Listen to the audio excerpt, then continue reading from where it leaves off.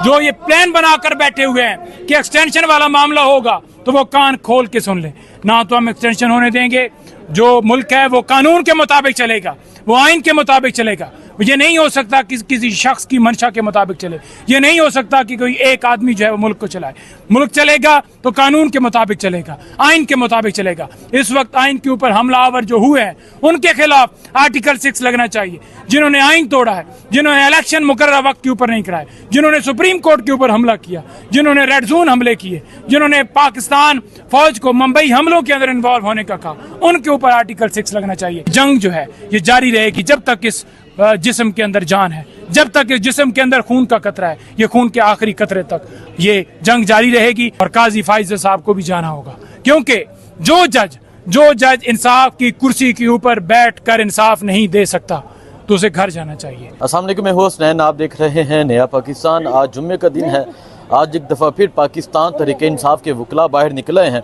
नईम हैदर पंजोता साहब मेरे साथ मौजूद है। एक बड़ी तादाद में आज वकला बाहर आए हैं। क्या कहना चाहेंगे, क्या मकसद है? पाकिस्तान के झंडे हाथ में हैं और एक तरफ अगर खैबर पख्तूनख्वा में देखें वाइट अमन के झंडे हाथ में है, तो क्या कहेंगे आप? देखें, बात यह है कि हम अमन चाहते हैं, हम पाकिस्तान को आज़ाद होता देखना चाहते हैं। जो 47 के अंदर कायद आज़म मोहम्मद अली जिन्ना ने आज़ाद तो किया, लेकिन आपने देखा कि हमारे मुल्क के अंदर वही सूरत हाल रही कि किसी न किसी का कब्जा रहा।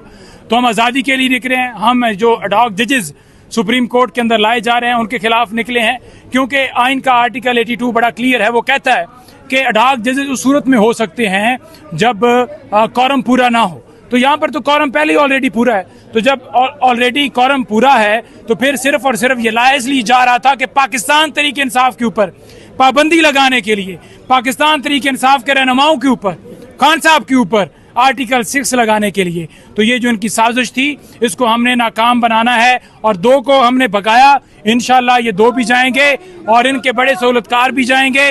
और जो ये प्लान बनाकर बैठे हुए हैं कि एक्सटेंशन वाला मामला होगा तो वो कान खोल के सुन ले। ना तो हम एक्सटेंशन होने देंगे। जो मुल्क है वो कानून के मुताबिक चलेगा, वो आइन के मुताबिक चलेगा। ये नहीं हो सकता कि किसी शख्स की मंशा के मुताबिक चले। ये नहीं हो सकता कि कोई एक आदमी जो है वो मुल्क को चलाए। मुल्क चलेगा तो कानून के मुताबिक चलेगा, आइन के मुताबिक चलेगा। इस वक्त आइन के ऊपर हमलावर जो हुए हैं उनके खिलाफ आर्टिकल 6 लगना चाहिए। जिन्होंने आइन तोड़ा है, जिन्होंने इलेक्शन मुकर्रर वक्त के ऊपर नहीं कराए, जिन्होंने सुप्रीम कोर्ट के ऊपर हमला किया, जिन्होंने रेड जोन हमले किए, जिन्होंने पाकिस्तान फौज को मुंबई हमलों के अंदर इन्वॉल्व होने का कहा, उनके ऊपर आर्टिकल 6 लगना चाहिए, उनके ऊपर बैन लगना चाहिए। कोई प्लान बनाकर बैठा हो, कोई सोच बनाकर बैठा हो कि पीटीआई के ऊपर पाबंदी लगा दी जाएगी, तो ये उनकी भूल है, ये उनकी भूल है। हम किसी सूरत ये पाबंदी ये पाबंदी की जो बात करने वाले हैं वो बात करने वाले डगमगा गए हैं। कोई कहता है जी अभी हमने फैसला करना है, अभी हमारी हतमी राय नहीं। तो आपने देख लिया कि हल्का सा रिएक्शन आया है और आप देखेंगे कि आने वाले दिनों में ये जो सारा मामला है ये इनकलाब की तरफ जा रहा है। और तब तक ये मामला नहीं रुकेंगे, तब तक ये एहतजाज, ये जलसे जुलूस, ये वकला निकलेंगे जब तक मुल्क के अंदर कानून की बालादस्ती नहीं हो जाती। हम इमरान खान की रिहाई का मुतालबा करते हैं। हम कहते हैं कि हमारे अदारे आज़ाद हो। हम कहते हैं कि हमारे वर्कर्स जिस वक्त बेगुनाह अंदर पड़े हुए उनको रिहा की। हम कहते हैं कि तमाम लीडरशिप पीटीआई की जिनको 9 मई की पादाश के अंदर रखा गया है, जिनके ऊपर 9 मई का जानबूझकर प्लान बनाकर मलबा डालने की कोशिश की गई है, हम तमाम की रिहाई का मुतालबा करते हैं। हम कहते हैं हमारे जजेस के घरों में, हमारे कमरों में कैमरे ना लगाए जाएं। हम कहते हैं कि किसी को ब्लैकमेल ना की जाए। आज हमारे मीडिया के जो सपोर्टर्स हैं, आज हमारे मीडिया के जो टाइगर्स हैं, सोशल मीडिया एक्टिविस्ट हैं, उनको उठाया जा रहा है। अजहर मशवानी के भाई हों, शबाज गिल के भाई हों, या और आप देख लें कि रिजवान हो या कोई और हो जो इंस्टा को लीड करता हो, तो उन लोगों को उठाया जा रहा है। आवाज़ बंद करने की कोशिश की जा रही है।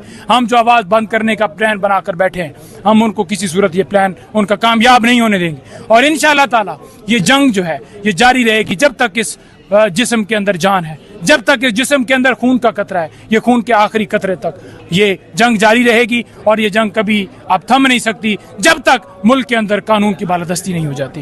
अच्छा पंजोता साहब, ये बता दें जो एडहॉक जजेस लाए जा रहे हैं, मकसद क्या है, करना क्या चाहते हैं? महसूस नशिस्तें नहीं देना चाहते या पीटीआई पे पाबंदी लगाना चाहते हैं? देखें, एडहॉक जजेस इसलिए लाना चाहते हैं क्योंकि 8-5 से फैसला पाकिस्तान तहरीक इंसाफ के हक में आया।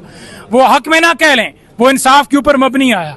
तो वो जो मेजॉरिटी है वो चाहते हैं कि वो मिनॉरिटी के अंदर तब्दील हो जाए और मेजॉरिटी जो है वो चीफ जस्टिस पाकिस्तान जनाब काजी फैसल साहब की बन जाए। और वो चाहते हैं कि जो 8 है उनके पास 5 है तो वो 5 से 9 हो जाए और ये 8 बरकरार है। तो 9-8 से वो चाहते हैं कि मखसूस नशिस्तें जो हैं वो दूसरी जमातों को दी जाएं, वो जमातों को दी जाएंगी और फिर उसके बाद वो चाहते हैं कि आइन के अंदर ऐसा खिलवाड़ किया जाए।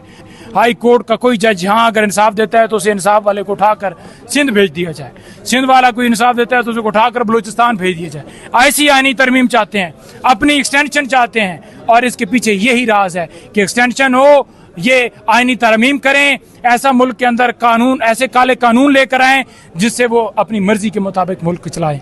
लेकिन हम ये किसी सूरत चलने नहीं देंगे। हम ये जो प्रोग्राम बनाकर बैठे हुए हैं, 2 बाकी रह गए, इंशाल्लाह वो भी जाएंगे और काजी फाइजल साहब को भी जाना होगा, क्योंकि जो जज इंसाफ की कुर्सी के ऊपर बैठकर इंसाफ नहीं दे सकता तो उसे घर जाना चाहिए।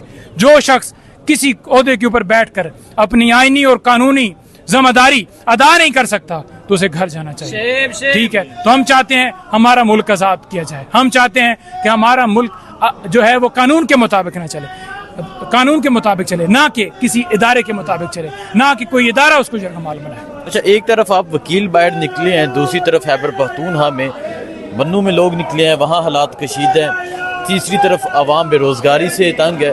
तो ये जो हालात बन गए हैं, इमरान खान का क्या मौक़िफ़ है इस बारे में और आप क्या कहेंगे? आप देखिए, जो हालात बन गए हैं इस वक्त, महंगाई की सूरत हाल आसमान पर है, लोग बिजली के बिल नहीं अदा कर पा रहे, पेट्रोल आप देख लें कि 300 पर पहुंच गए, डीजल की कीमतें देख लें, खाने पीने की चीजें की कीमतें की चीजें देख लें, आप देख लें कि महंगाई कहाँ अरूज पर चली गई है, और आप देख लें कि सिक्योरिटी के जो हालात हैं वो मुल्क में कहाँ पर, ना मुआशी इस्तेकाम है, ना सिक्योरिटी के हवाले से कोई यहाँ पर मुस्तकाम। आज चाइना कह रहा है कि आपके अंदर तो कोई इस्तेकाम है ही नहीं, तो ये इस्तेकाम ऑपरेशन का नाम देकर कि जनाब केपी में ऑपरेशन कर दिया जाए।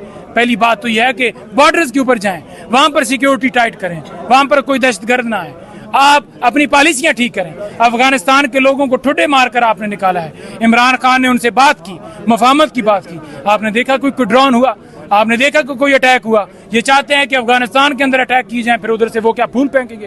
तो उनकी पॉलिसियां अमेरिका के साथ मिली हुई हैं, ये अमेरिका की पॉलिसियों पर चलते हैं। हम चाहते हैं कि मुल्क जो है वो आवाम के मुताबिक चले, कानून के मुताबिक चले। बहुत शुक्रिया। वो मुल्क में कहाँ पर ना मुआशी इस्तेकाम है, ना सिक्योरिटी के हवाले से कोई यहाँ पर मुस्तकाम। आज चाइना कह रहा है कि आपके अंदर तो कोई इस्तेकाम है ही नहीं, तो ये इस्तेकाम ऑपरेशन का नाम देकर कि जनाब केपी में ऑपरेशन कर दिया जाए। पहली बात तो यह है कि बॉर्डर्स के ऊपर जाएं, वहां पर सिक्योरिटी टाइट करें, वहां पर कोई दहशतगर्द ना आए, आप अपनी पॉलिसियां ठीक करें। अफगानिस्तान के लोगों को ठुड्डे मारकर आपने निकाला है, इमरान खान ने उनसे बात की, मफाहमत की बात की, आपने देखा कोई ड्रोन हुआ, आपने देखा कि कोई अटैक हुआ। ये चाहते हैं कि अफगानिस्तान के अंदर अटैक किए जाएं, फिर उधर से वो क्या फूल फेंकेंगे। तो उनकी पॉलिसियां अमेरिका के साथ मिली हुई हैं, ये अमेरिका की पॉलिसियों पर चलते हैं। हम चाहते हैं कि मुल्क जो है वो आवाम के मुताबिक चले, कानून के मुताबिक चले। बहुत शुक्रिया।